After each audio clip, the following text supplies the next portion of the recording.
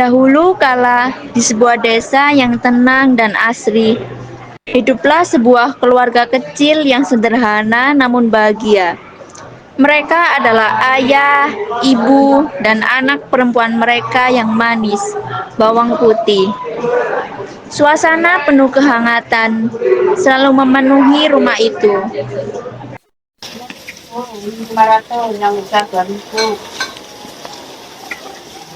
Nah, setelah menyapu, bantu ayah memperbaiki alat pancing ini ya. Kita akan memancing sore ini. Bab, benar ya? Oke, aku akan segera cepat-cepat menyapu dan lalu sama ayah. Jangan lupa dibakar makan siangnya, nak. Yang kesukaan kesukaanmu. Terima kasih, Ibu. Aku sayang ayah dan ibu. Hari-hari mereka diisi dengan canda dan tawa. Tapi tak ada yang bisa melawan takdir. Sang ibu jatuh sakit. Ibu kenapa sering batuk-batuk? Apa bawang putih bisa bantu? Kata ayah ya nak, kau jadi gadis baik, tapi jadi gadis yang sabar dalam hidup.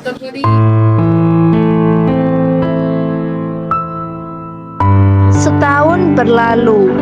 Ayah yang merasa kesepian akhirnya menikah kembali dengan seorang janda yang memiliki seorang anak perempuan bernama Bawang Merah. Awalnya semuanya tampak baik-baik saja. Assalamualaikum. Waalaikumsalam. Nah, Bawang Putih, perkenalkan, ini ibu barumu dan kakak barumu Bawang Merah. Selamat datang, Ibu, Kakak. Ya, terima kasih. Semoga kita bisa hidup rukun ya. Sekali.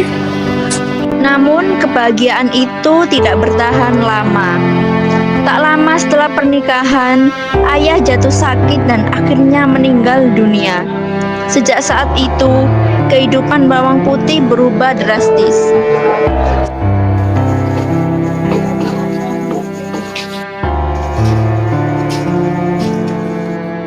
Bawang putih, cuci pakaiannya, lalu menyapu dan menyiapkan makan malam.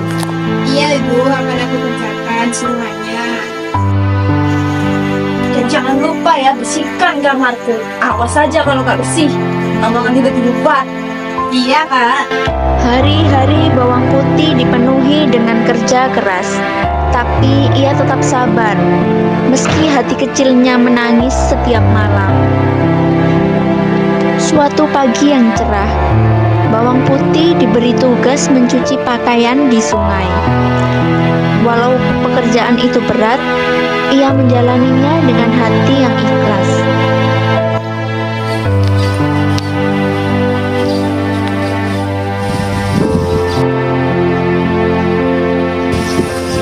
Oh, selendangku. Tanpa pikir panjang, Bawang Putih mengejar selendangnya jauh ke dalam hutan. Ia tak tahu perjalanannya akan membawanya pada nasib yang berbeda. Mana selendangku? Aku udah jauh dan lelah.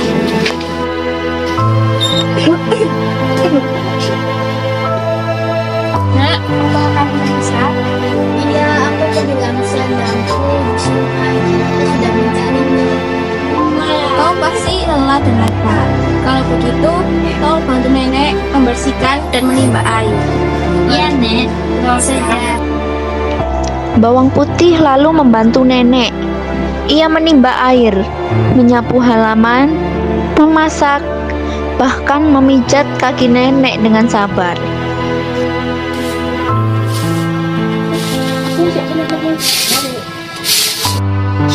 Kamu anak yang baik dan tulus.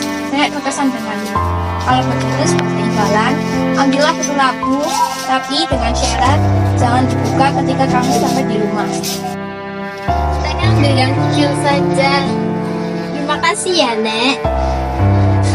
Bawang Putih kembali pulang membawa labu kecil dengan hati yang penuh rasa syukur. Kemana saja kamu itu, sudah sore. Maaf, Bu. Saya tadi mencari selendang dan tersesat. Apa itu di tanganmu? Ini lagu bagian dari nenek baik hati. Bawang Putih meletakkan labu, lalu mengambil pisau. Saat dibelah, emas dan permata keluar dari labu.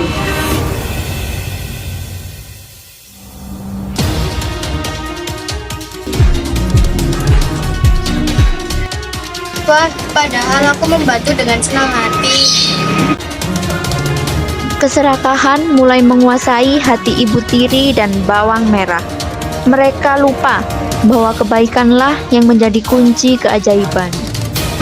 Besok kamu ke sana ya, pilih yang labu lebih besar. Iya, Bu. Aku kan pengen kaya. Keesokan harinya, dengan semangat ingin kaya raya, Bawang Merah pergi ke hutan.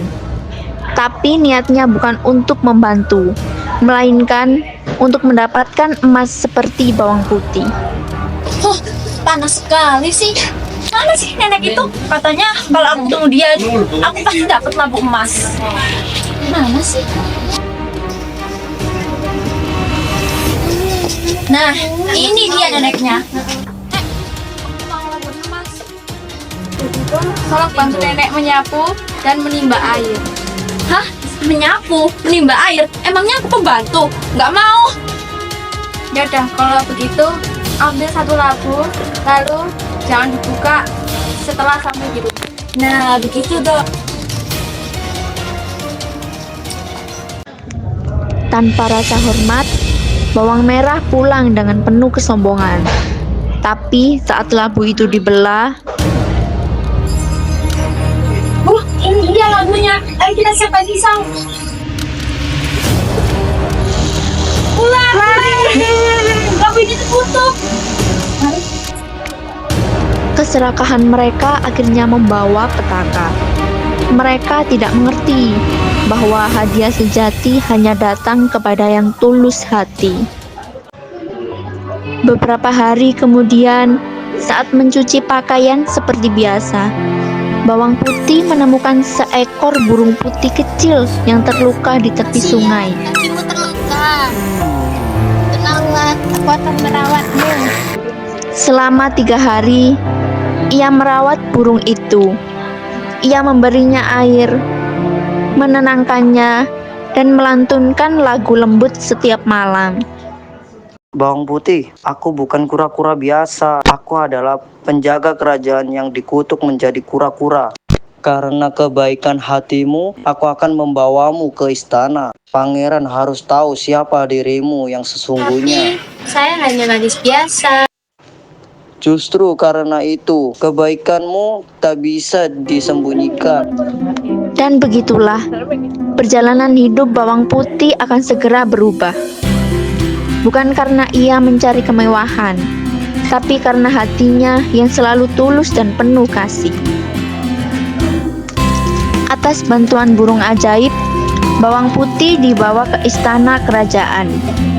Di sana, sang pangeran yang sedang mencari calon istri tertarik pada cerita tentang gadis baik hati yang menolong makhluk hutan. Setiap hari aku melihat banyak gadis, tetapi tidak ada yang hatinya benar-benar tulus. Aku ingin seseorang dengan hati murni.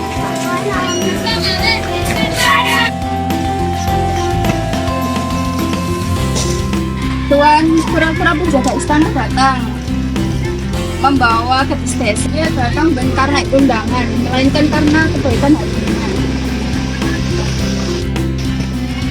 Maafkan saya karena saya datang tanpa undangan, pangeran. Jangan minta maaf, justru aku telah mendengar tentangmu. Kamu adalah seseorang yang telah menelan kura-kura penjaga kerajaan, kan? Hanya melakukan apa yang menurut saya benar. Hatimu benar-benar indah, seperti ladang yang penuh dengan bunga. Maukah kau menjadi pendamping hidupku? Tetapi pilihan tetap di tangan.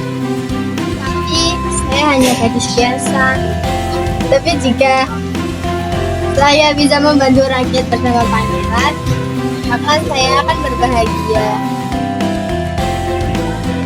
Akhirnya, pesta pernikahan digelar.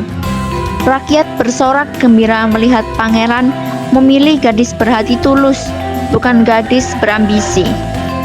Itu benar Bawang Putih yang dinikahin pangeran. Iya, Bu.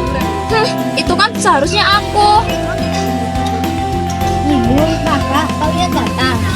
Iya nak, aku malu pernah menganggapmu bukan sebagai keluarga. Kan aku juga ya Bang Putih. Iya, aku sudah memaafkan kalian semua.